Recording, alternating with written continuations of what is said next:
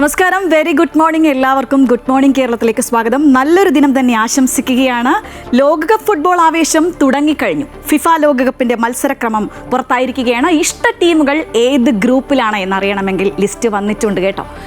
അറിയിപ്പുകളിലേക്ക് വരികയാണെങ്കിൽ യാത്രക്കാർ ശ്രദ്ധിക്കുക. ഇൻഡിഗോ വിമാനങ്ങൾ ഇന്നും മുടങ്ങുമെന്നാണ് അറിയുന്നത്. സർവീസുകൾ സാധാരണ നിലയിലെത്താൻ 2 ദിവസമെങ്കിലും എടുക്കും. മറ്റു വാർത്തകൾ നോക്കിയാൽ, ഒളിവിലെ രാഹുലിന്റെ ഹർജി ഇന്ന് ഹൈക്കോടതി പരിഗണിക്കുന്നുണ്ട്. ജാമ്യം കിട്ടുമോ എന്നത് വരും മണിക്കൂറുകളിൽ അറിയാം. കൊല്ലം കൊട്ടിയത്ത് ദേശീയപാത തകർന്ന സംഭവത്തിൽ ജില്ലാ കളക്ടറുടെ അധ്യക്ഷതയിൽ ഇന്ന് യോഗമൊക്കെ നടക്കുന്നുണ്ട്. അങ്ങനെ ഒരുപാട് വാർത്തകളുള്ള ദിവസം തന്നെയാണ്. നമുക്ക് വിശദമായി തന്നെ നോക്കാം. ആദ്യം പ്രധാന തലക്കെട്ടുകളിലേക്ക്. കൊല്ലം കൊട്ടിയത്ത് ദേശീയപാത തകർന്ന സംഭവത്തിൽ ജില്ലാ കളക്ടറുടെ അധ്യക്ഷതയിൽ ഇന്ന് യോഗം. ദേശീയപാത അതോറിറ്റി അധികൃതരിൽ നിന്ന് വിശദീകരണം തേടും. അപകട കാരണം കണ്ടെത്താൻ NHAI അധികൃതർ സ്ഥലം സന്ദർശിക്കും. ഗതാഗതം പുനഃസ്ഥാപിക്കുന്നത് സർവീസ് റോഡിലെ തകർച്ച പരിഹരിച്ച ശേഷം മാത്രം.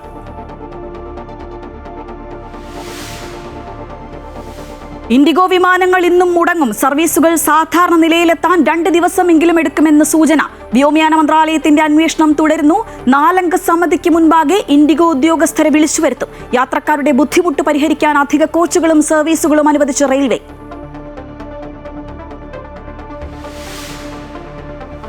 ബലാത്സംഗ കേസിൽ രാഹുൽ മാങ്കൂട്ടത്തിലിന്റെ മുൻകൂർ ജാമ്യാപേക്ഷ ഇന്ന് ഹൈക്കോടതിയിൽ. കേസ് പരിഗണിക്കുന്നത് ജസ്റ്റിസ് K. ബാബു അധ്യക്ഷനായ ബെഞ്ച്. രാഹുൽ ഒളിവിൽ പോയിട്ട് ഇന്ന് 10ാം ദിവസം.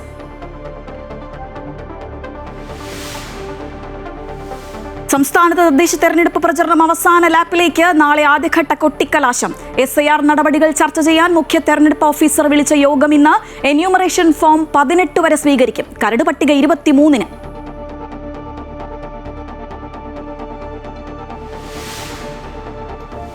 ലോകമിനി ഫുട്ബോൾ ആവേശത്തിലേക്ക്. 2026 ഫിഫ ലോകകപ്പിന്റെ മത്സരക്രമമായി 42 ടീമുകൾ 12 ഗ്രൂപ്പുകളിൽ. അർജന്റീന ഗ്രൂപ്പ് Jയിൽ, ബ്രസീൽ Cയിൽ, ഫ്രാൻസ് ഗ്രൂപ്പ് Iയിൽ. ഫിഫയുടെ പ്രഥമ സമാധാന പുരസ്കാരം അമേരിക്കൻ പ്രസിഡന്റ് ഡൊണാൾഡ് ട്രംപിന്. Right now. Okay, let me hold. Fantastic. Excellent.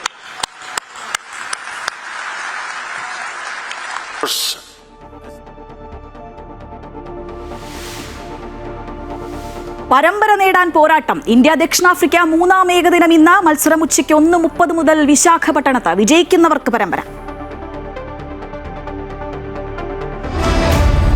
അനാസ്ഥയുടെ ആ വാർത്തയിലേക്ക് തന്നെയാണ് നമ്മൾ ആദ്യം പോകുന്നത്. കൊല്ലം കൊട്ടിയത്ത് നിർമ്മാണത്തിലിരുന്ന ദേശീയപാത തകർന്ന സംഭവത്തിൽ ദേശീയപാത ഉദ്യോഗസ്ഥർ, പൊതുമരാമത്ത് വകുപ്പ് ഉദ്യോഗസ്ഥർ എന്നിവർ സ്ഥലത്ത് കൂടുതൽ പരിശോധനകൾ ഇന്ന് നടത്തും. ജില്ലാ കളക്ടറുടെ അധ്യക്ഷതയിൽ ഇന്ന് യോഗവും ചേരുന്നുണ്ട്.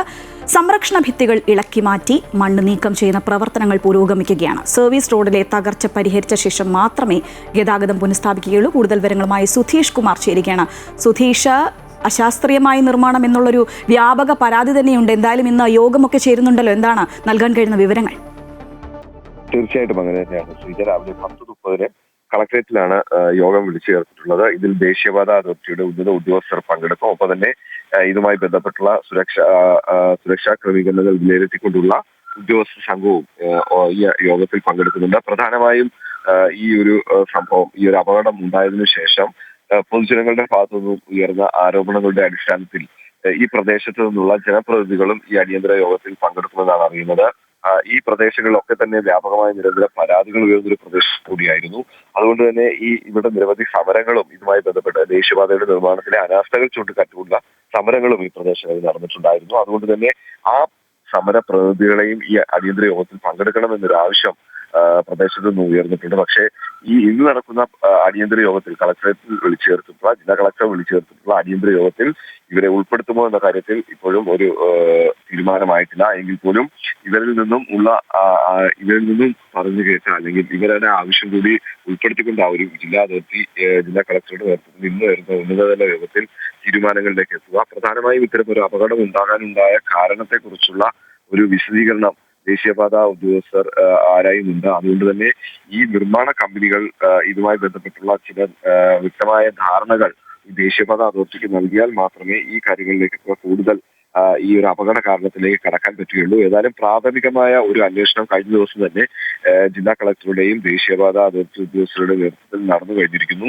അതിൽ നിന്നും അവർക്ക് കൃത്യമായി മനസ്സിലാക്കാൻ കഴിഞ്ഞത് ഈ ഒരു പ്രദേശം എന്ന് പറയുന്നത് പൂർണ്ണമായും ഒരു ഉറപ്പുള്ള പ്രദേശമായിരുന്നില്ല. ഈ റോഡിന്റെ ഇരുവശങ്ങളിലും വയൽ നിറഞ്ഞ ഒരു പ്രദേശമാണ്. അതുകൊണ്ട് തന്നെ ഈ മണ്ണിന് ഇവിടെ ഒരു അല്പം ഒരു ബലക്ഷയമുള്ളൊരു സ്ഥലം കൂടിയാണ്. അതുകൊണ്ട് തന്നെ ഈ ഒരു പ്രദേശത്തെ നിർമ്മാണ പ്രവർത്തനങ്ങൾ നടത്തുമ്പോൾ അതിൽ വേണ്ട മുൻകരുതലുകൾ ഈ നിർമ്മാണ കമ്പനി കരാർ കൊടുത്തിരുന്ന ദേശീയപാത അതോറിറ്റി ദേശീയപാതയുടെ നിർമ്മാണത്തിന് കരാർ കൊടുത്തിരുന്ന ആ നിർമ്മാണ കമ്പനി ചെയ്തിരുന്നില്ല എന്നൊരു പ്രാഥമിക വിലയിരുത്തൽ ഈ ഒരു പ്രദേശത്തെ കഴിഞ്ഞ ദിവസം ഉദ്യോഗസ്ഥർ നടത്തിയ പരിശോധനയിൽ വ്യക്തമായിട്ടുണ്ട്. അതുകൊണ്ട് തന്നെ ഇക്കാര്യത്തിൽ കൂടുതൽ വിശദീകരണം ഈ ദേശീയപാത അതോറിറ്റി ഉദ്യോഗസ്ഥരുടെ ഭാഗത്തു നിന്നും ഈ നിർമ്മാണ കമ്പനിയുടെ പേരിൽ ചോദിച്ചിട്ടുണ്ട്. അതുകൊണ്ട് തന്നെ നിർമ്മാണ കമ്പനി ഇക്കാര്യത്തിൽ കൂടുതൽ വിശദീകരണം നൽകിയേക്കുമെന്നാണ് അറിയാൻ കഴിയുന്നത്.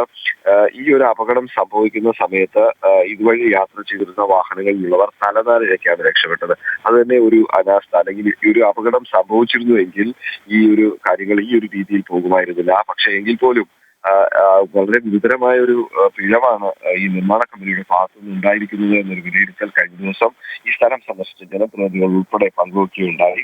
കാരണം മുൻപ് ഈ പലതരത്തിൽ ഈ ആൾക്കാർ സമരങ്ങൾ നടത്തിയും മറ്റു കുടിൽകെട്ടി സമരങ്ങൾ നടത്തിയും ഒക്കെ തന്നെ ആവശ്യപ്പെട്ടതാണ് ഈ ഒരു പ്രദേശത്തെ പ്രശ്നങ്ങൾ പരിഹരിക്കണമെന്നത്. പക്ഷേ അതിലൊന്നും നടപടി കൈക്കൊള്ളാഞ്ഞത് കൊണ്ടാണ് ഇത്തരത്തിലൊരു അപകടത്തിലേക്ക് പോയത് എന്നൊരു വിലയിരുത്തൽ കൂടി ഇപ്പോൾ ഉയരുന്നുണ്ട്. ശരി സുധീഷ്. കൊല്ലം കുട്ടിയത്ത് നിർമ്മാണത്തിലിരുന്ന ദേശീയപാത തകർന്ന സംഭവത്തിൽ ദേശീയപാത ഉദ്യോഗസ്ഥർ, പൊതുമരാമത്ത് വകുപ്പ് ഉദ്യോഗസ്ഥർ എന്നിവർ ഇന്ന് കൂടുതൽ പരിശോധനകൾക്കായി ഈ സ്ഥലം പരിശോധിക്കുന്നുണ്ട്. എന്തായാലും ജില്ലാ കളക്ടറുടെ അധ്യക്ഷതയിൽ നിന്ന് യോഗമൊക്കെ ചേരുന്നുണ്ട്. വിവരങ്ങളുമായി ഇപ്പം ചേരുകയായിരുന്നു സുധീഷ് കുമാർ. നമ്മളിനി പോകുന്നത് രാഹുൽ മാങ്കൂട്ടത്തിൻ്റെ വാർത്തയിലേക്കാണ്. 10 ദിവസമായി രാഹുൽ ഒളിവിൽ തന്നെയാണ്. ഒളിവിൽ തുടർന്ന ബലാത്സംഗ കേസ് പ്രതി രാഹുൽ മാങ്കൂട്ടത്തിലിനെ പിടികൂടാനാകാതെ പോലീസ് വലയുകയാണ്. രാഹുലിന്റെ മുൻകൂർ ജാമ്യ ഹർജി ഇന്ന് ഹൈക്കോടതിനെതിരെ പരിഗണിക്കുന്നുണ്ട്.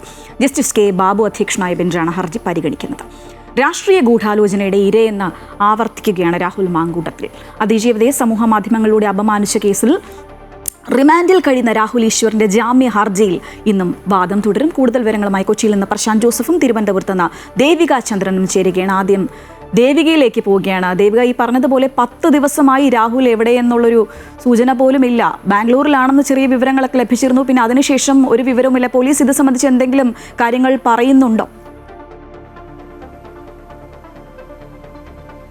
ശ്രീജ, തീർച്ചയായും ശ്രീജ സൂചിപ്പിച്ചതുപോലെ തന്നെ 10 ദിവസമായി രാഹുൽ മാങ്കൂട്ടത്തിൽ MLA ഒളിവിൽ പോയിട്ട്, പക്ഷേ ഈ പോലീസ് ഇത്രയും ശക്തമായ രീതിയിൽ അന്വേഷണം മുന്നോട്ട് കൊണ്ടുപോയിട്ട് കൂടി രാഹുൽ മാങ്കൂട്ടത്തിലിനെ കണ്ടെത്താൻ സാധിക്കാത്തത് ഈ ഒളി സങ്കേതം കൃത്യമായി രാഹുൽ മാങ്കൂട്ടത്തിൽ മാറുന്നുണ്ട് എന്നതുകൊണ്ടാണ്. ഈ കഴിഞ്ഞ ദിവസം തന്നെ രാഹുൽ മാങ്കൂട്ടത്തിലിന്റെ PAയും ഡ്രൈവറെയും അടക്കം SIT ചോദ്യം ചെയ്തിരുന്നു. അവരിൽ നിന്നാണ് രാഹുൽ മാങ്കൂട്ടത്തിൽ കണ്ണാടിയിൽ നടന്ന പാലക്കാട്ടെ പ്രചരണ പരിപാടിക്കിടയിൽ നിന്നാണ് മുങ്ങുന്നത്.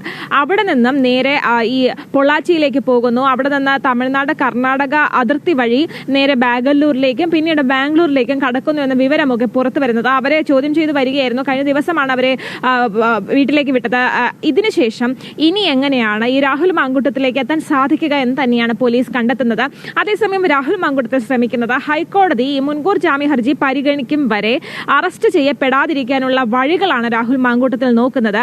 ഈ വിധി വന്നതിന് ശേഷം കീഴടങ്ങുകയോ അല്ലെങ്കിൽ പോലീസിന്റെ വലയിലാവുകയോ ചെയ്യുമെന്ന് തന്നെയാണ് നമുക്ക് പ്രതീക്ഷിക്കാൻ സാധിക്കുന്നത്. എന്തായാലും കർണാടകയിലെ ഒരു അഭിഭാഷകയുടെ സഹായത്തോടു കൂടി ഒരു റിസോർട്ടിൽ താമസിക്കുകയായിരുന്നു എന്ന വിവരങ്ങൾ പുറത്തു വന്നിരുന്നു. ആ സമയത്ത് പോലീസ് അവിടെ എത്തിയപ്പോഴേക്കും അതിന് തൊട്ട് മുമ്പ് രാഹുൽ മാങ്കൂട്ടത്തിൽ അവിടെ നിന്നും രക്ഷപ്പെടുകയായിരുന്നു. എന്തായാലും കൃത്യമായിട്ടുള്ള സഹായങ്ങൾ ഈ കാര്യത്തിൽ രാഹുൽ മാങ്കൂട്ടത്തിന് കിട്ടുന്നുണ്ട് എന്ന് തന്നെയാണ് മനസ്സിലാക്കാൻ. ശ്രീജ. ദേവിക തുടരുക. ഞാനൊന്ന് പ്രശാന്ത് ജോസഫിലേക്ക് പോവുകയാണ്. പ്രശാന്ത്, ഈ അന്വേഷണ സംഘത്തിന് മുന്നിൽ പിടികൊടുക്കാതെ നിയമവഴി തേടുകയാണ് രാഹുൽ മാങ്കൂട്ടത്തിൽ. ഇന്നെന്തായാലും ഹൈക്കോടതിയിൽ ജാമ്യാപേക്ഷ പരിഗണിക്കുന്നുണ്ട്. വരും മണിക്കൂറുകളൊക്കെ വളരെ നിർണായകം തന്നെയാണല്ലേ?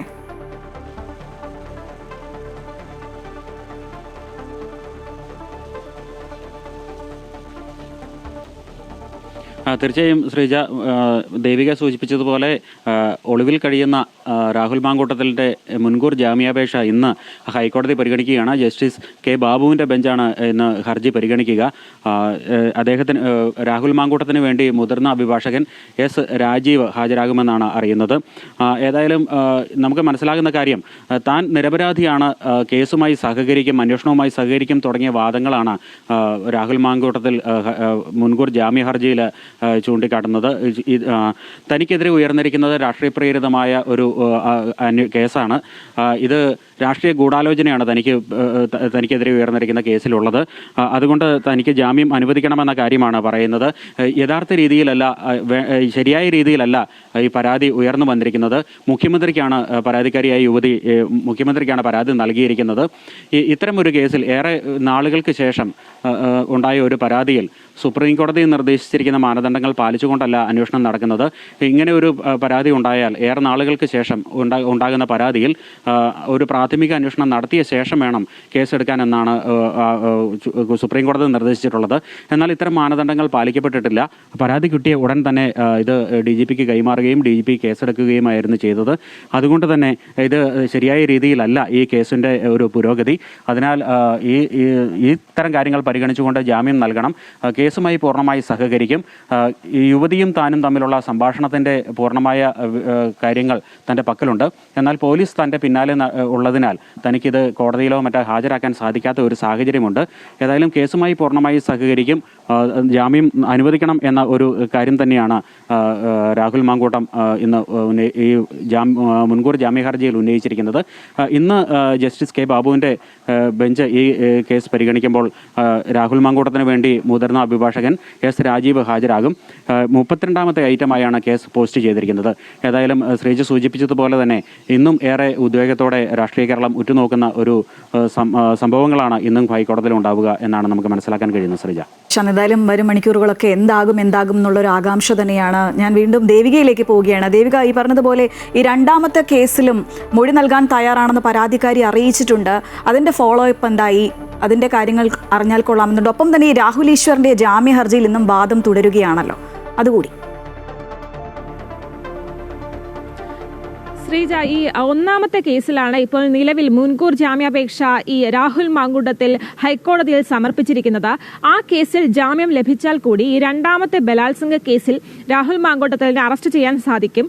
ആ നീക്കവുമായി തന്നെയാണ് അന്വേഷണ സംഘം മുന്നോട്ട് പോകുന്നത്. കഴിഞ്ഞ ദിവസം ഇത്തരത്തിൽ AIG G പൂങ്കുഴലിയുടെ നേതൃത്വത്തിൽ ഒരു അന്വേഷണ സംഘത്തെ രൂപീകരിച്ചിരുന്നു. ആ അന്വേഷണ സംഘമാണ് രണ്ടാമത്തെ ബലാത്സംഗ കേസ് അന്വേഷിക്കുന്നത്. ഈ യുവതി 23 വയസ്സുകാരിയാണ്, കർണാടക സ്വദേശിയാണ്. നേരത്തെ തന്നെ യുവതി ഇത്തരത്തിൽ താൻ മൊഴി നൽകാൻ സന്നദ്ധയാണ് എന്ന കാര്യം ഈ അന്വേഷണ സംഘത്തെ അറിയിച്ചിട്ടുണ്ട്. അപ്പോൾ ഈ യുവതിയുടെ മൊഴി എടുത്ത് മുന്നോട്ട് പോകാൻ തന്നെയാണ് ഈ പ്രത്യേക അന്വേഷണ സംഘം തീരുമാനിച്ചിരിക്കുന്നത്. കാരണം ഈ കേസാണ് കുറച്ചുകൂടി ഗൗരവമുള്ള കേസ്. കാരണം 23 വയസ്സുള്ള ഒരു പെൺകുട്ടി, ആ പെൺകുട്ടിയുടെ സമ്മതമില്ലാതെ ഒരു റിസോർട്ടിൽ കൊണ്ടുപോയി ഈ പെൺകുട്ടിയെ ബലാത്സംഗം ചെയ്യുകയാണ്. ആ പരാതിയാണ്. അത്തരത്തിലുള്ള അതീവ ഗുരുതരമായിട്ടുള്ള ആരോപണങ്ങളാണ് ഇത്തരത്തിൽ ഈ യുവതി ഈ രാഹുൽ മാങ്കൂട്ടത്തിനെതിരെ ഉന്നയിക്കുന്നത്. KPCC പ്രസിഡന്റിന് കിട്ടിയ പരാതി അദ്ദേഹമാണ് ഇത്തരത്തിൽ പോലീസിനെ കൈമാറുന്നതും അതിലൊരു പ്രത്യേക അന്വേഷണ സംഘം, അതായത് ഒരു വനിതാ ഉദ്യോഗസ്ഥ നേതൃത്വം നൽകുന്ന ഒരു അന്വേഷണ സംഘത്തെ രൂപീകരിക്കുന്നതും. അതായത് ഒന്നാമത്തെ കേസിൽ ജാമ്യം കിട്ടിയാൽ കൂടി ഈ രണ്ടാമത്തെ കേസിൽ രാഹുൽ കുടുങ്ങുമെന്ന് തന്നെയാണ് നമുക്ക് മനസ്സിലാക്കാൻ സാധിക്കുന്നത്. ഇനി ഈ കേസിൽ തന്നെ ഈ അതിജീവിതയെ, അതായത് രാഹുൽ മാങ്കൂട്ടത്തിൽ ബലാത്സംഗം ചെയ്തു, ക്രൂരമായി ബലാത്സംഗം ചെയ്തു, ഗർഭചിത്രത്തിന് പ്രേരിപ്പിച്ചു എന്ന പരാതി നൽകിയ ഒന്നാമത്തെ പരാതിക്കാരിയെ സമൂഹ മാധ്യമങ്ങളിലൂടെ അപമാനിച്ചു എന്ന കേസിൽ രാഹുൽ ഈശ്വർ ഇപ്പോഴും റിമാൻഡിൽ തുടരുകയാണ്. ആ രാഹുൽ ഈശ്വർ നൽകിയിട്ടുള്ള ജാമ്യാപേക്ഷയിൽ ഇന്നും വാദം തുടരും. കഴിഞ്ഞ ദിവസവും ഇത്തരത്തിൽ ഈ കോടതി ഇത് പരിഗണിച്ചിരുന്നു. കീഴ്ക്കോടതിയാണ് ഈ കേസ് പരിഗണിക്കുന്നത്. വരും മണിക്കൂറുകളിൽ രാഹുൽ ഈശ്വറിന് ഈ കേസ് ജാമ്യം കിട്ടുമോ ഇല്ലയോ എന്ന കാര്യത്തിൽ വ്യക്തത വരും. പോലീസ് ആവശ്യപ്പെടുന്നത്, രാഹുൽ ഈശ്വർ നമുക്കറിയാം നിരാഹാര സമയത്തിലാണുള്ളത്. അദ്ദേഹം കഴിഞ്ഞ ദിവസവും അദ്ദേഹത്തിന്റെ ആരോഗ്യസ്ഥിതി വഷളായിരുന്നു. രാഹുൽ ഈശ്വർ ഒരു തരത്തിലും അന്വേഷണത്തോട് സഹകരിക്കുന്നില്ല എന്നും കൂടുതൽ ദിവസത്തിലേക്ക് ഈ കസ്റ്റഡി കാലാവധി നീട്ടിക്കിട്ടണമെന്നും ഈ പോലീസും കൂടി അപേക്ഷിക്കുമെന്ന് തന്നെയാണ് നമുക്ക് മനസ്സിലാകുന്നത്. എന്തായാലും രാഹുൽ മാങ്കൂട്ടത്തിന് വേണ്ടിയിട്ടുള്ള അന്വേഷണം ഊർജിതമാക്കുകയാണ്. ഈ തദ്ദേശ തെരഞ്ഞെടുപ്പ് അടുക്കുന്ന ഈ ഒരു സാഹചര്യത്തിൽ രാഷ്ട്രീയ പാർട്ടികൾ അവരുടെ രാഷ്ട്രീയ താല്പര്യങ്ങൾക്കനുസരിച്ച് തനിക്കെതിരെ ഈ ആരോപണങ്ങൾ ആയുധമാക്കുകയാണ് എന്നാണ് രാഹുൽ മാങ്കൂട്ടത്തിന്റെ പ്രധാന വാദം. അതിൽ രാഹുൽ മാങ്കൂട്ടത്തിൽ പറയുന്നത് താൻ അന്വേഷണ ഉദ്യോഗസ്ഥർക്ക് മുൻപിൽ ഹാജരാകാൻ തയ്യാറാണ്. പക്ഷേ ഈ പരാതി താമസിച്ചാണ് ലഭിക്കുന്നതെങ്കിൽ ഒരു പ്രാഥമിക അന്വേഷണം നടത്തിയിട്ട് മാത്രം അറസ്റ്റിലേക്ക് നീങ്ങണം എന്നാണ് രാഹുൽ മാങ്കൂട്ടത്തിൽ കോടതിയുടെ മുന്നിലേക്ക് വയ്ക്കുന്ന ഒരു വിവരം. എന്തായാലും വരും മണിക്കൂറുകളിൽ ഇതിലെല്ലാം ഒരു വ്യക്തത വരും. ശ്രീജ, തീർച്ചയായും വരും മണിക്കൂറുകളിൽ എന്തൊക്കെ ഉത്തരം ലഭിക്കുമെന്ന് നമുക്ക് കാത്തിരുന്ന് തന്നെ കാണാം. രാഹുൽ മാങ്കൂട്ടത്തിലിനെ പിടികൂടാനാകുന്നില്ല. 10ാം ദിവസവും പോലീസ് അന്വേഷണത്തിൽ തന്നെയാണ്. ഇന്ന് ജാമ്യാപേക്ഷയും ഹൈക്കോടതി പരിഗണിക്കുന്നുണ്ട്. വിവരങ്ങളുമായി ചേരുകയായിരുന്നു പ്രശാന്ത് ജോസഫും ദേവിക ചന്ദ്രൻ. Powered by Dhanalakshmi Bank, banking on relationships forever. സ്വാമിയേ ശരണമയ്യപ്പോ. ബാബരി മസ്ജിദ് ദിനത്തോടനുബന്ധിച്ച് ശബരിമലയിൽ ശക്തമായ സുരക്ഷാ ക്രമീകരണങ്ങളാണ്. ഇന്ന് അയ്യപ്പന്മാർക്ക് നേരിട്ട് നെയ്യഭിഷേകം ചെയ്യുന്നതിനുള്ള അവസരം ഉണ്ടാകില്ല. മാളികപ്പുറത്ത് നാളികേരം ഉരുട്ടുന്നതിനോ പട്ട് വിരിക്കുന്നതിനോ ഉള്ള അനുമതിയുമില്ല. ശബരിമലയിൽ നിന്നുള്ള കൂടുതൽ വിവരങ്ങളുമായി എം രാഗേഷ് ചേരുകയാണ്.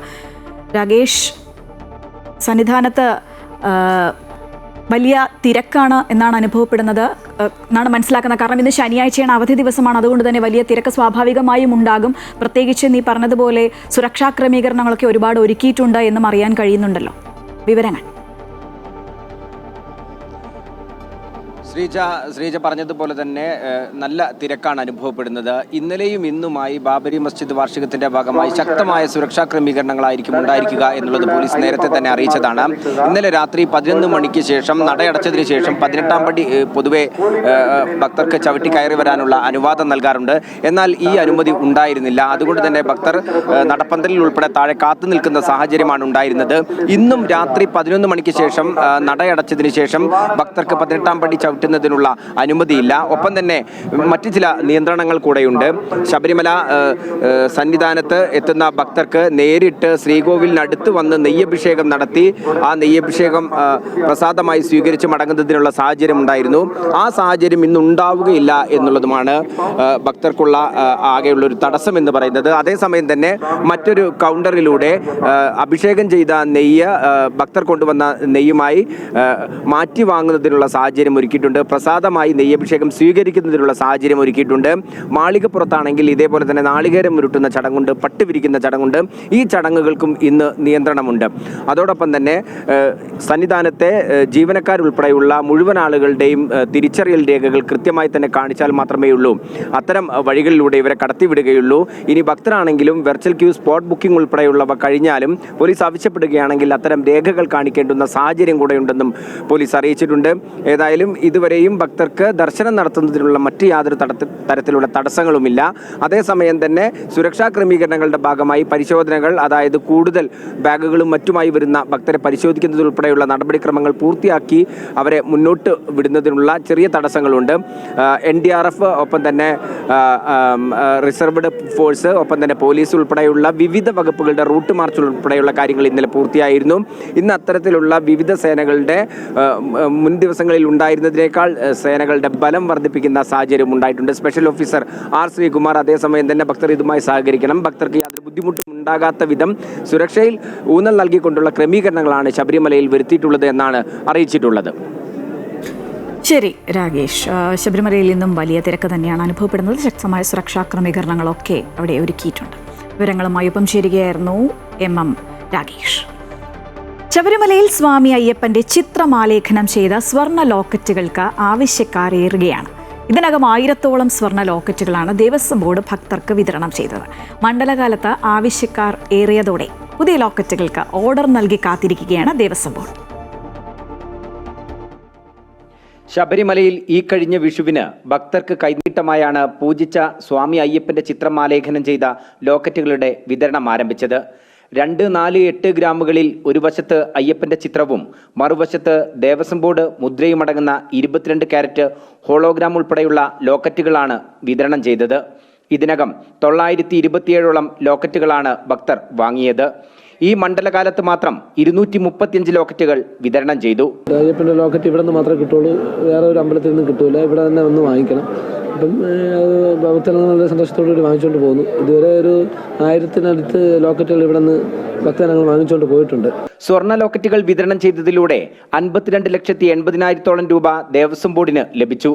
2 ഗ്രാം ലോക്കറ്റിന്റെ നിലവിലെ വില 21,120 രൂപയാണ്. ഇപ്പോൾ 4 ഗ്രാം ലോക്കറ്റ് സ്റ്റോക്കില്ല. 8 ഗ്രാമിൽ 1ഉം 2 ഗ്രാമിൽ 200 എണ്ണത്തോളവും മാത്രമാണ് ശേഷിക്കുന്നത്. പുതിയ ലോക്കറ്റുകൾക്ക് ദേവസ്വം ഓർഡർ നൽകി കാത്തിരിക്കുകയാണ്. ഇപ്പം നിലവിൽ നമുക്ക് 2 ഗ്രാമിൻ്റെ ലോക്കറ്റാണ് കൂടുതലുള്ളത്. ആവശ്യക്കാർ കൂടുതലുള്ളത് 4 ഗ്രാമിൻ്റെ 8 ഗ്രാമിൻ്റെ ആണ്. അതിൻ്റെ സ്റ്റോക്ക് ഏകദേശം തീർന്നിരിക്കുകയാണ്. ഇനി അടുത്ത ഇത് വരുമ്പോഴത്തേക്ക് നമ്മൾ അടുത്ത് എടുക്കും. തുക നേരിട്ട് നൽകി ദേവസ്വം ബോർഡ് ഓഫീസിൽ നിന്നോ 2000 രൂപ ഓൺലൈനായി അടച്ച് അതിന്റെ പ്രിന്റ് കൊണ്ടുവന്ന് ബാക്കി തുകയടച്ചോ ഭക്തർക്ക് അഡ്മിനിസ്ട്രേറ്റീവ് ഓഫീസിൽ നിന്നും അയ്യപ്പ ലോക്കറ്റുകൾ സ്വന്തമാക്കാം. ശബരിമലയിൽ നിന്നും പൂജിച്ച അയ്യപ്പന്റെ സ്വർണ്ണ ലോക്കറ്റുകൾക്ക് ആവശ്യക്കാർ ഏറുകയാണ്. 2, 4, 8 ഗ്രാമുകളിലായാണ് ഈ ലോക്കറ്റ് ശബരിമലയിൽ നിന്നും ലഭ്യമാവുക. ക്യാമറാമാൻ സുരേഷ് പുന്നക്കാടിനൊപ്പം MM രാഗേഷ്, അമൃത ന്യൂസ്, സന്നിധാനം. ലോകകപ്പ് ഫുട്ബോൾ ആവേശം തുടങ്ങിക്കഴിഞ്ഞിരിക്കുകയാണ്. 2026 നടക്കാനിരിക്കുന്ന ഫിഫ ലോകകപ്പിന്റെ മത്സരക്രമം പുറത്തായിട്ടുണ്ട്. നറുക്കെടുപ്പ് പ്രകാരം അർജന്റീന ഗ്രൂപ്പ് ജെയിലാണ്, ബ്രസീൽ ഗ്രൂപ്പ് സിയിലുമാണ്, ഫ്രാൻസ് ഗ്രൂപ്പ് ഐയിലും, ഖത്തർ ഗ്രൂപ്പ് ബിയിലും, സൗത്ത് ആഫ്രിക്ക ഗ്രൂപ്പ് എയിലും ഇടം നേടി.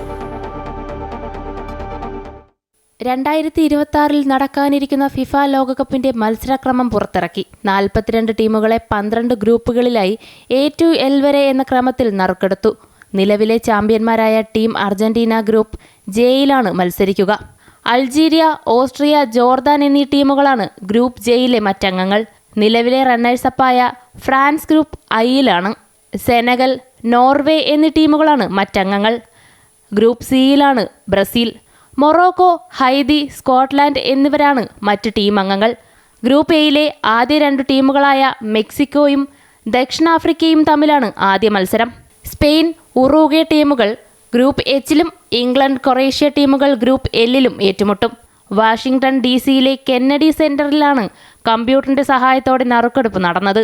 അമേരിക്ക, കാനഡ, മെക്സിക്കോ എന്നീ രാജ്യങ്ങളിലായി അടുത്ത വർഷം ജൂൺ 11 മുതൽ ജൂലൈ 19 വരെ നടക്കുന്ന ലോകകപ്പിൽ 48 ടീമുകളാണ് മത്സരിക്കുന്നത്. ഇതിനകം 42 ടീമുകൾ യോഗ്യത നേടിക്കഴിഞ്ഞു. ബാക്കിയുള്ള 6 ടീമുകൾക്കായി പ്ലേ ഓഫ് മത്സരങ്ങൾ നടക്കാനുണ്ട്. 3 രാജ്യങ്ങളിലെ 16 വേദികളിലായാണ് ലോകകപ്പ് മത്സരങ്ങൾ നടക്കുന്നത്. News desk, Amrita news. US president Donald Trump ഫിഫയുടെ സമാധാന പുരസ്കാരത്തിന് അർഹനായിരിക്കുകയാണ്.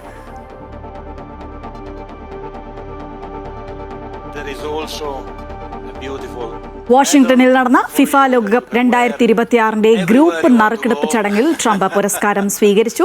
ഫിഫ പ്രസിഡന്റ് ജിയാനി ഇൻഫാന്റിനോയാണ് പുരസ്കാരം പ്രഖ്യാപിച്ചത്.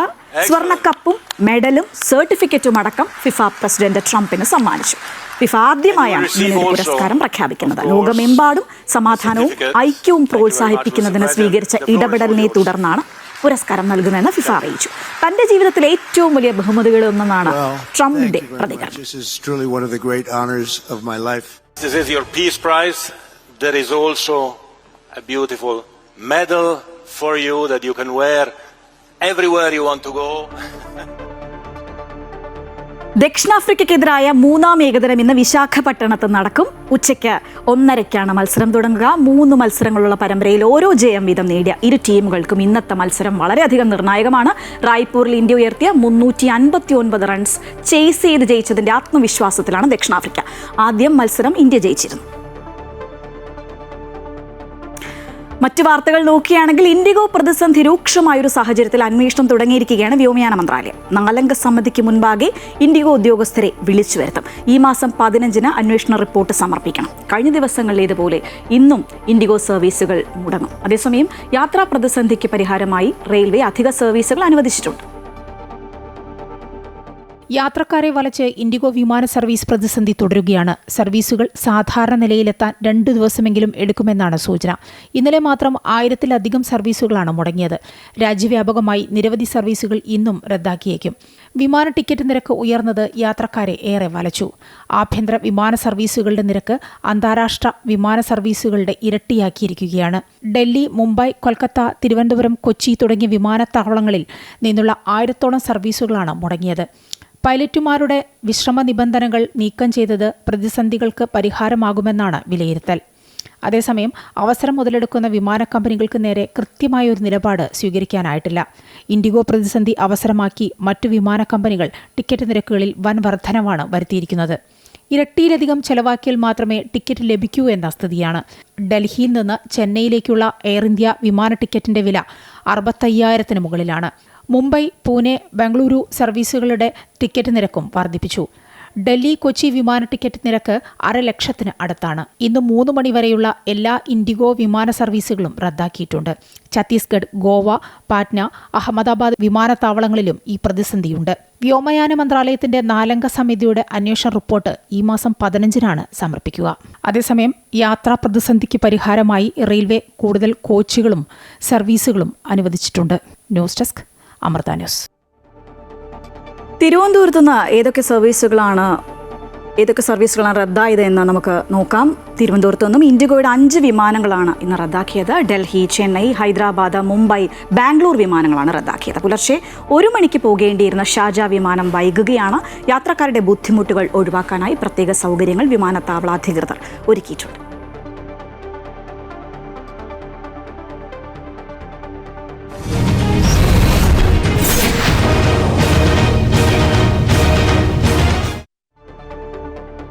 സംസ്ഥാനത്ത് തദ്ദേശ തെരഞ്ഞെടുപ്പ് പ്രചരണം അവസാന ലാപ്പിലേക്ക് കടക്കുകയാണ്. നാളെയാണ് ആദ്യഘട്ടത്തിന്റെ കൊട്ടിക്കലാശം. അതിനിടെ SIR നടപടികൾ ചർച്ച ചെയ്യാൻ മുഖ്യ തെരഞ്ഞെടുപ്പ് ഓഫീസർ വിളിച്ച യോഗം ഇന്നാണ്. എന്യൂമറേഷൻ ഫോം 18 വരെ സ്വീകരിക്കും. കരട് പട്ടിക 23-ന് പുറത്തിറക്കും. വീണ്ടും വിവരങ്ങളുമായി ദേവിക ഒരിക്കൽ കൂടി ചേരുകയാണ്. ദേവിക, ഈ പറഞ്ഞതുപോലെ ആദ്യഘട്ടത്തിന്റെ കൊട്ടിക്കലാശം നാളെയാണ്. അതുകൊണ്ട് തന്നെ പ്രചരണമൊക്കെ അങ്ങ് ഉച്ചസ്ഥായിലായിരിക്കുകയാണ്. അതിന്റെ വിവരങ്ങൾ അറിയേണ്ടതുണ്ട്. ഒപ്പം SIRന്റെ ചർച്ചകൾ ഇന്ന് നടക്കുകയാണ്. വിവരങ്ങൾ ശ്രീജ, 1 മാസം നീണ്ട പ്രചരണ പരിപാടികൾക്ക് നാളെ അവസാനമാവുകയാണ്. നാളെയാണ് ആദ്യഘട്ട കൊട്ടിക്കലാശം. അതായത് തിരുവനന്തപുരം മുതൽ എറണാകുളം വരെയുള്ള ജില്ലകളിൽ 7 ജില്ലകളിലാണ് നാളെ കൊട്ടിക്കലാശം നടക്കുക. മറ്റു ജില്ലകളിൽ ചൊവ്വാഴ്ചയാണ് കൊട്ടിക്കലാശം നടക്കുക. എന്തായാലും ഈ തദ്ദേശ തെരഞ്ഞെടുപ്പിൽ 3 മുന്നണികളും സജ്ജരാണ്. ഒരുപാട് വിഷയങ്ങളുണ്ട്. ഈ പ്രാദേശിക വിഷയങ്ങൾക്കൊപ്പം രാഷ്ട്രീയ വിഷയങ്ങളും തദ്ദേശ തെരഞ്ഞെടുപ്പിൽ ചർച്ചയാകും, പ്രതിഫലിക്കുമെന്ന് തന്നെയാണ് 3 മുന്നണികളും കരുതുന്നത്.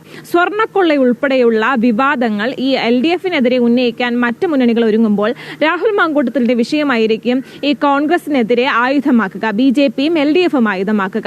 ഇത്തരത്തിലിങ്ങനെ വിവാദങ്ങൾ കത്തിനിൽക്കുകയും 3 മുന്നണികളും ഒരുപോലെ ഈ സീറ്റ് പിടിക്കാൻ വേണ്ടി മത്സരിക്കുകയും ചെയ്യുമ്പോൾ LDFന്റെയും UDFന്റെയും മേൽക്കൈയിൽ ഇത്തവണ ഒരു വിള്ളൽ വീഴുമെന്ന തീരുമാനത്തിൽ തന്നെയാണ്, വിശ്വാസത്തിൽ തന്നെയാണ് BJP തുടരുന്നത്.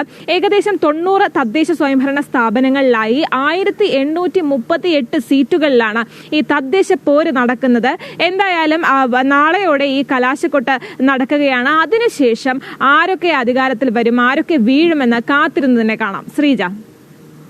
ശരി ദേവിക, സംസ്ഥാനത്ത് തദ്ദേശ തെരഞ്ഞെടുപ്പിനുള്ള പ്രചരണം അവസാന ലാപ്പിലേക്ക് കടക്കുകയാണ്. നാളെയാണ് ആദ്യഘട്ട കൊട്ടിക്കലാശം. ദേവിക സൂചിപ്പിച്ചതുപോലെ ഒരുപാട് വിഷയങ്ങൾ, വിവാദ വിഷയങ്ങൾ ഒരുപാടുണ്ടായിരുന്നു ഇത്തവണ. അതുകൊണ്ട് തന്നെ പ്രചരണം ആ രീതിയിൽ തന്നെയാണ് ചൂട് പിടിക്കുന്നത്. വിവരങ്ങളുമായി ഇപ്പം ചേരുകയായിരുന്നു ദേവിക ചന്ദ്രൻ. നമുക്ക് കൂടുതൽ തെരഞ്ഞെടുപ്പ് വിശേഷങ്ങളിലേക്കും വാർത്തകളിലേക്കും ഒക്കെ പോകേണ്ടതുണ്ട്. ഈ ഒരു കുടുംബത്തിൽ നിന്ന് തന്നെ ഒരുപാട് പേർ മത്സരിക്കുന്ന ഒരു കാഴ്ചകൾ, അങ്ങനെ ഒരുപാട് കാഴ്ചകൾ നമ്മൾ പല പല റിപ്പോർട്ടുകളിലായി കണ്ടിട്ടുണ്ട്. അത്തരത്തിലുള്ള റിപ്പോർട്ടിലേക്കാണ് ഇന്നും പോകുന്നത്. തൃശ്ശൂർ മാള ഗ്രാമപഞ്ചായത്തിൽ 11-ാം വാർഡിൽ ചേട്ടൻ അനുജൻ മത്സരമാണ് നടക്കുന്നത്. 11-ാം വാർഡിൽ നിലവിലെ മെമ്പറും കോൺഗ്രസ് സ്ഥാനാർത്ഥിയുമായ ജിയോ കൊടിയനും കോൺഗ്രസ് വിമത സ്ഥാനാർത്ഥിയായി ചേട്ടൻ ലിയോ കൊടിയനുമാണ് മത്സരിക്കുന്നത്. പാർട്ടി നേതൃത്വം ആവശ്യപ്പെട്ടിട്ടും ലിയോ മത്സരത്തിൽ നിന്ന് പിന്മാറിയിട്ടില്ല. 10 വർഷത്തെ LDF ഭരണത്തിന് വിരാമമിട്ട പഞ്ചായത്തിനെ തിരിച്ചുപിടിക്കുന്നതാണ് ലക്ഷ്യമെന്നും വിജയസാധ്യത ഉറപ്പുള്ളവരെ തിരഞ്ഞെടുക്കുന്നതിന്റെ ഭാഗമായി തനിക്ക് സ്ഥാനാർത്ഥിത്വം ലഭിച്ചതാണെന്നും ജിയോ പറയുന്നു. ഈ വർഷം UDFന്റെ ഭരണം മാള പഞ്ചായത്തിൽ കൊണ്ടുവരണമെന്ന ഒറ്റ ലക്ഷ്യത്തോടു കൂടിയാണ് പാർട്ടി എല്ലാ സ്ഥാനാർത്ഥികളെയും തീരുമാനിച്ചിരിക്കുന്നത്. അതുകൊണ്ട് തന്നെയാണ് 11-ാം വാർഡിലേക്ക് പാർട്ടി എന്നെ നിർദ്ദേശിച്ചതും ഞാൻ കോട്ടമുറി 11-ാം വാർഡിൽ ഞാൻ മത്സരിക്കാൻ തീരുമാനിച്ചതും. എന്തായാലും ഈ വർഷത്തെ പഞ്ചായത്ത് തെരഞ്ഞെടുപ്പിൽ മാള പഞ്ചായത്തിന് ഭരണം UDFന്റെ കയ്യിലായിരിക്കും എന്നുള്ള കാര്യം തീർച്ചയാണ്. കോൺഗ്രസ് മാള മണ്ഡലം വൈസ് പ്രസിഡന്റായ ലിയോ ജോർജ് കുടിയൻ സ്ഥിരതാമസമുള്ള വാർഡായ 11-ലൂടെയാണ് മത്സരിക്കുന്നത്. സ്ഥാനാർത്ഥിത്വം തൃശൂർ DCC സെക്രട്ടറിയുടെ നിർദ്ദേശത്തെയും വാർഡിലെ പ്രവർത്തകരുടെയും ആവശ്യത്തെ തുടർന്നാണെന്ന് ലിയോ വ്യക്തമാക്കി. പാർട്ടി സീറ്റ് നൽകാത്ത പക്ഷം സ്വതന്ത്രനായി മത്സരിക്കുമെന്നും ലിയോ പറയുന്നു. ഈ വാർഡിലുള്ള എല്ലാ കോൺഗ്രസ്സുകാരും ഈ വാർഡിൽ തന്നെ ഉള്ള ഒരാൾ മത്സരിക്കണം എന്ന് മാത്രമാണ് അവർ ആവശ്യപ്പെട്ടേക്കണേ. അവരുടെ ആവശ്യപ്രകാരമാണ്, ആഗ്രഹപ്രകാരമാണ് ഞാൻ നോമിനേഷൻ കൊടുത്തിട്ടുള്ളതും. ഏതെങ്കിലും സാഹചര്യത്തിൽ ഏതെങ്കിലും പ്രലോഭനങ്ങളിലും കാര്യങ്ങളിലൊക്കെ വഴിപ്പെട്ട് മറ്റുള്ളവർ ഇവിടെ വന്നാലും ഒരു സ്വതന്ത്രനായിട്ട് മത്സരിക്കേണ്ടി വന്നാൽ തീർച്ചയായിട്ടും മത്സരരംഗത്ത് ഉണ്ടാവും എന്ന് മാത്രമാണ് എനിക്ക് പറയാനുള്ളത്. ചേട്ടനും അനിയനും ഒരേ വാർഡിൽ തന്നെ കോൺഗ്രസ് സ്ഥാനാർത്ഥികളായി രംഗത്തിറങ്ങിയിരിക്കുന്നത് പ്രാദേശിക രാഷ്ട്രീയത്തിൽ കൗതുകമുണർത്തുകയാണ്. അമൃത ന്യൂസ്, തൃശൂർ. തെരഞ്ഞെടുപ്പ് വിശേഷങ്ങളിലേക്ക് തന്നെയാണ്. ആലപ്പുഴയിലും അവസാന ലാപ്പിലെ പ്രചരണം കൊഴുപ്പിക്കുകയാണ് മുന്നണികൾ. വോട്ടർമാരുടെയും സ്ഥാനാർത്ഥികളുടെയും എണ്ണത്തിൽ സ്ത്രീകൾ മുന്നിട്ട് നിൽക്കുന്ന ജില്ലയിൽ തദ്ദേശ പോരാട്ടത്തിന്റെ വിധിയെഴുത്തിൽ പ്രധാന പങ്ക് വഹിക്കുന്നതും സ്ത്രീകൾ തന്നെയായിരിക്കും. പ്രചരണം അവസാന ലാപ്പിലേക്ക് കടന്നതോടെ ആവേശവും വർദ്ധിച്ചു. ത്രികോണ പോരാട്ടവും ഇടതു വലത് പോരാട്ടവും ഒരേ മുന്നണിക്കുള്ളിൽ നിന്നുള്ള നേർക്കുനേർ പോരാട്ടവും ജില്ലയിൽ അരങ്ങേറുന്നുണ്ട്. അവസാന ലാപ്പിൽ വീടുകളിലെത്തി വോട്ടുറപ്പിക്കുന്ന തിരക്കിലാണ് സ്ഥാനാർത്ഥികൾ. കാലാവസ്ഥ അനുകൂലമായത് പ്രചാരണത്തിന് അനുകൂല ഘടകമാണ്. മുൻനിര നേതാക്കളെ രംഗത്തിറക്കിയാണ് മുന്നണികൾ കളം കൊഴുപ്പിക്കുന്നത്. വരും ദിവസങ്ങളിൽ മുഖ്യമന്ത്രി ജില്ലയിലുണ്ടാകും. CPM സംസ്ഥാന സെക്രട്ടറി MV ഗോവിന്ദൻ, CPI സംസ്ഥാന സെക്രട്ടറി ബിനോയ് വിശ്വം, A വിജയരാഘവൻ തുടങ്ങിയവർ വിവിധ പരിപാടികളിൽ പങ്കെടുത്തു. UDFന്റെ തെരഞ്ഞെടുപ്പ് പ്രവർത്തനങ്ങൾക്ക് ചുക്കാൻ പിടിക്കുന്നത് ആലപ്പുഴ MPയും AICC ജനറൽ സെക്രട്ടറിയുമായ KC വേണുഗോപാലാണ്. KPCC president advocate Sunny Joseph, പ്രതിപക്ഷ നേതാവ് VD സതീശൻ, രമേശ് ചെന്നിത്തല അടക്കമുള്ളവർ രംഗത്തിറങ്ങി. രാജീവ് ചന്ദ്രശേഖറും തുഷാർ വെള്ളാപ്പള്ളിയുമാണ് NDAയ്ക്ക് വേണ്ടി പ്രചരണത്തിനിറങ്ങുന്നവരിൽ പ്രമുഖർ. തെരഞ്ഞെടുപ്പ് കണക്കുകൾ പരിശോധിച്ചാൽ സ്ഥാനാർത്ഥി പട്ടികയിലും വോട്ടർ പട്ടികയിലും സ്ത്രീകളാണ് മുന്നിൽ. ജില്ലയിൽ ആകെയുള്ള 18.02 ലക്ഷം വോട്ടർമാരിൽ 96,000-ലധികം പേർ വനിതകളാണ്. 5,395 സ്ഥാനാർത്ഥികളിൽ 2,947 പേരും വനിതകളാണ്. അതിനാൽ തന്നെ തദ്ദേശ പോരാട്ടത്തിന്റെ വിധിയെഴുത്തിൽ പ്രധാന പങ്ക് വഹിക്കുന്നതും വനിതകളായിരിക്കും. അങ്ങനെ നോക്കിയാൽ ഇക്കുറി വനിതകൾക്കിടയിലെ പോരാട്ടവേദിയായി ആലപ്പുഴ ജില്ല മാറുമെന്നുറപ്പ്. അമൃത ന്യൂസ്, ആലപ്പുഴ. തൃശൂരിൽ ശ്രീലങ്കൻ വനിതയ്ക്ക് തദ്ദേശ തെരഞ്ഞെടുപ്പിൽ കേരളത്തിൽ കന്നി വോട്ട്. ശ്രീലങ്കൻ സ്വദേശിനിയായ ലാലാനിയാണ് തദ്ദേശ തെരഞ്ഞെടുപ്പിന്റെ ഭാഗമാകാൻ ഒരുങ്ങുന്നത്. ലാലാനിയുടെ പൂർണ്ണ പേര് നല്ല അടിപൊളി പേരാണ്, ലാലാനി സുജീവ ക്രണ്ടുഗോഡ കണ്ണങ്കെ. നമുക്ക് എന്തായാലും ലാലാനി എന്ന് വിളിക്കാം. ലാലാനി തെരഞ്ഞെടുപ്പിന്റെ ഭാഗമാകാൻ റെഡിയാവുകയാണ്. ഗ്രാമപഞ്ചായത്ത് അംഗം രശ്മി ശ്രീശോഭാണ് ഇന്ത്യൻ പൗരത്വം ലഭിക്കാനും വോട്ടേഴ്സ് ലിസ്റ്റിൽ പേര് ചേർക്കാനും ഒക്കെ സഹായിച്ചത്. ലാലാനി സുജീവ കണ്ട്രുഗോഡ കണ്ണങ്കെ കഴിഞ്ഞ 21 വർഷക്കാലമായി കാത്തിരിപ്പിലാണ്. ഇന്ത്യൻ പൗരത്വത്തിനു വേണ്ടിയുള്ള കാത്തിരിപ്പ്. ആ കാത്തിരിപ്പിന് വിരാമമായത് 2024 സെപ്റ്റംബർ 11-നാണ്. ശ്രീലങ്കൻ സ്വദേശിനിയായിരുന്ന ലാലാനി സുജീവ കണ്ട്രുഗോഡ കണ്ണങ്കെ ഇന്ന് ഇന്ത്യയുടെ പുത്രിയാണ്.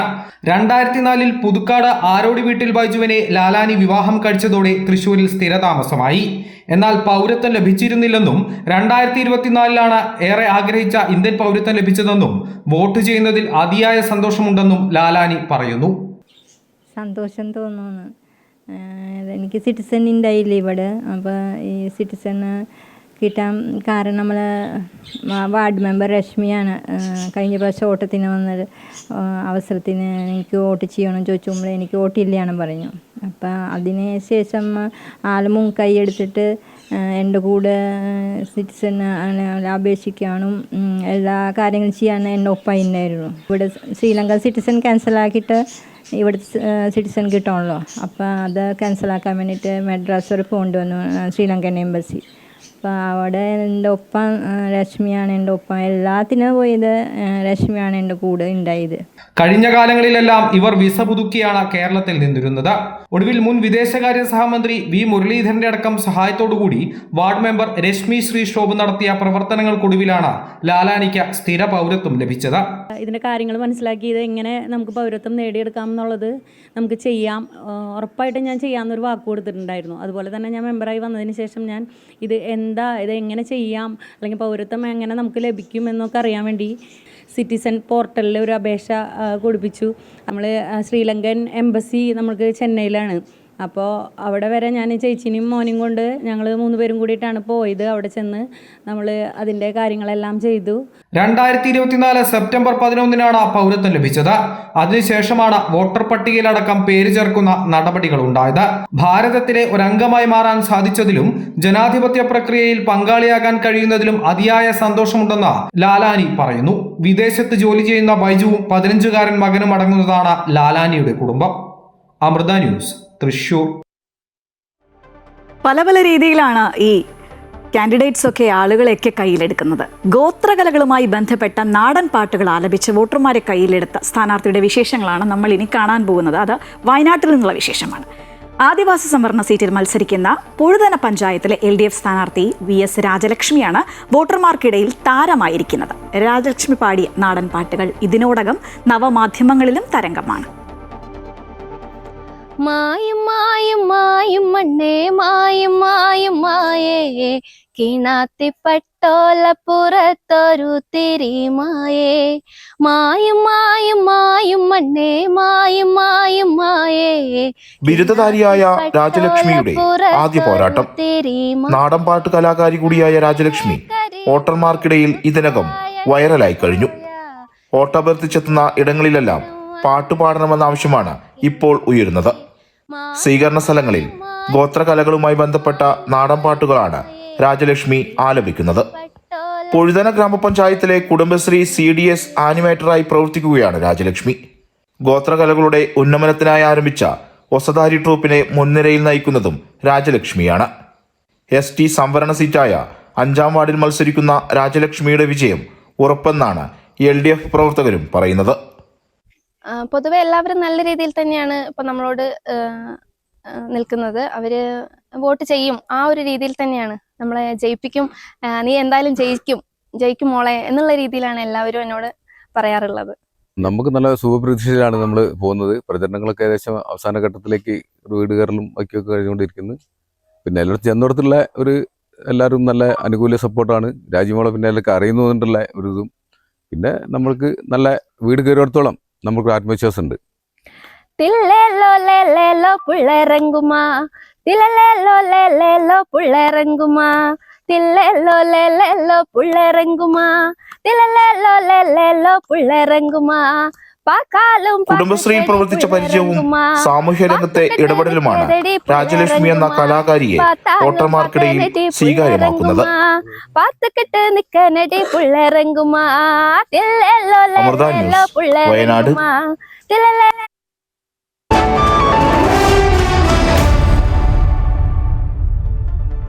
ഇനി വിപണി വിശേഷങ്ങളാണ്. വിപണി വിലയിരുത്തലുമായി ധനകാര്യ ഓഹരി വിദഗ്ധൻ K. ദിലീപ് ചേരുകയാണ്. Shri Dileep, good morning. കേരളത്തിലേക്ക് സ്വാഗതം. ഈ ഒരാഴ്ചത്തെ ഒരു വിപണിയെ നമുക്ക് എങ്ങനെ വിലയിരുത്താം? റിസർവ് ബാങ്ക് 0.25% പലിശ നിരക്ക് കുറച്ചത് വിപണിക്ക് പ്രോത്സാഹനമാവുകയും ഇന്നലെ വിപണി നേട്ടത്തിൽ വ്യാപാരം അവസാനിപ്പിക്കുകയും ചെയ്തു. ബാങ്കിങ് ആൻഡ് ഫിനാൻഷ്യൽ സർവീസ് മേഖലയിലും അതിനോടൊപ്പം തന്നെ ഓട്ടോ മേഖലയിലും IT മേഖലയിലുമെല്ലാം സമാനമായ രീതിയിലൊരു നിക്ഷേപ താല്പര്യം ഉണ്ടായി. ഇത് കഴിഞ്ഞ ആഴ്ച വ്യാപാരം അവസാനിപ്പിച്ചതിന് ശേഷം ഉണ്ടാകുന്ന ഒരു പ്രതീക്ഷയോടെയുള്ള ഒരു മുന്നേറ്റമാണ്. വരും ദിവസങ്ങളിലും നിക്ഷേപ താല്പര്യം തുറന്നേക്കുമെന്നുള്ള ഒരു സൂചന നൽകിക്കൊണ്ടാണ് വ്യാപാരം അവസാനിപ്പിച്ചതും. രൂപയുടെ മൂല്യത്തിലുണ്ടായിട്ടുള്ള നേരിയ ഒരു വർധനവും ക്രൂഡ് ഓയിൽ വിലയിലുണ്ടായിട്ടുള്ള ഇടിവുമെല്ലാം ഈ ഒരു വിപണിയുടെ മുന്നോട്ടുള്ള നീക്കത്തിൽ പ്രതിഫലിക്കുകയും ചെയ്തു. വിദേശ നിക്ഷേപ സ്ഥാപനങ്ങളുടെ വിൽപ്പനയുടെ തോതും ഗണ്യമായി കുറഞ്ഞു. ഇന്നലെയും അവർ വിപണിയിലറ്റ വിൽപ്പനയിലായിരുന്നെങ്കിൽ കൂടി നാമമാത്രമായ വിൽപ്പനയാണ് അവരുടെ ഭാഗത്തു നിന്നും ഉണ്ടായത്. വരും ദിവസങ്ങളിലും വിപണിയിൽ നിക്ഷേപ താല്പര്യം തുടരാൻ തന്നെയാണ് സാധ്യത. വിപണിയിൽ ഏറ്റക്കുറച്ചിലുകൾ സൂചിപ്പിക്കുന്ന ഇന്ത്യ വിക്സ് സൂചികയും ഇന്നലെ ഏതാണ്ട് 2.86 പോയിന്റോളം ഇടിയുകയും ചെയ്തിരുന്നു. ഇത് കാണിക്കുന്നത് വിപണിയിൽ റിസ്ക് കുറയുന്നു എന്നുള്ള ഒരു സൂചനയാണ്. ഇതെല്ലാം ഘടകങ്ങളും അനുകൂലമായിരിക്കുന്നത് വരും ദിവസങ്ങളിലും വിപണിയിൽ നിക്ഷേപ താല്പര്യം തുറന്നേക്കുമെന്നുള്ള പ്രതീക്ഷ നൽകിക്കൊണ്ടാണ്. അടുത്ത ആഴ്ച US ഫെഡറൽ റിസർവിൻ്റെ മീറ്റിംഗ് നടക്കുകയാണ്. അതിൻ്റെ ഒരു നിരക്ക് കുറച്ചേക്കുമെന്നുള്ള അവിടെയും നിരക്ക് കുറച്ചേക്കുമെന്നുള്ള ഒരു സൂചന ലഭിക്കുന്നുണ്ട്. അങ്ങനെയാണെങ്കിൽ അതും ആഗോള വിപണികൾക്ക് പ്രോത്സാഹനമാവും. ഒപ്പം തന്നെ ഇന്ത്യൻ വിപണിയെയും അത് അനുകൂലമായി ബാധിച്ചേക്കാം. എന്തായാലും വരും ദിവസങ്ങളിലും വിപണിയിൽ നിക്ഷേപ താല്പര്യം തുറന്നേക്കുമെന്നുള്ള സൂചന നൽകിക്കൊണ്ട് തന്നെയാണ് വ്യാപാരം അവസാനിപ്പിച്ചത്. അടുത്ത ആഴ്ചകളിൽ വലിയ തോതിലുള്ള കയറ്റിറക്കങ്ങൾ വിപണിയിൽ തുടരാമെങ്കിൽ കൂടിയും വിപണി മുന്നോട്ട് നീങ്ങുമെന്ന് തന്നെയാണ് കരുതുന്നത്. 26,090 എന്നുള്ള നിലവാരമാണ് ഇപ്പോൾ അടിസ്ഥാന നിലവാരമായി മുൻനിര ഓഹരി സൂചികയായ നിഫ്റ്റിക്ക് ഉള്ളത്.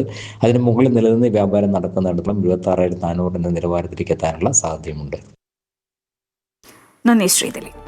ബ്രാൻഡഡ് വാച്ചുകളുടെ ഏറ്റവും മികച്ച കളക്ഷൻസ് ഒരുക്കി Malabar gold and diamonds. Malabar gold and ഡയമണ്ട്സിന്റെ കോഴിക്കോട് ആർട്ടിസ്ട്രി ഷോറൂമിലാണ് മികച്ച ബ്രാൻഡഡ് വാച്ചുകളുടെ ടൺ അൺവെയിൽ പ്രീമിയം എക്സിബിഷന് തുടക്കമായത്. Malabar group chairman MP Ahammed എക്സിബിഷന്റെ ഉദ്ഘാടനം നിർവഹിച്ചു. ഡിസംബർ 21 വരെ നടക്കുന്ന എക്സിബിഷനിൽ റാഡോ, ടാഗ് ഹെയർ, ടിക്കോ, Seiko, Citizen, Fossil, Casio, Kenneth Cole തുടങ്ങിയ പ്രീമിയം വാച്ചുകളുടെയും ലിമിറ്റഡ് എഡിഷൻ ആഡംബര വാച്ചുകളുടെയും വിപുലമായ കളക്ഷനുകളാണ് ഒരുക്കിയിട്ടുള്ളത്. ലോകോത്തര ബ്രാൻഡുകളിലെ എക്സ്ക്ലൂസീവ് കളക്ഷനുകൾക്ക് 50% വരെ കിഴിവുണ്ട്. മലബാർ വാച്ചസിന്റെ എക്സ്പെൻസീവ് ബ്രാൻഡുകൾ മുതൽ എല്ലാ വാച്ചുകൾക്കും സൗജന്യമായി സർവീസിംഗും ബാറ്ററി റീപ്ലേസ്മെന്റും പോളിഷിംഗും എക്സിബിഷനിൽ ലഭ്യമാണ്.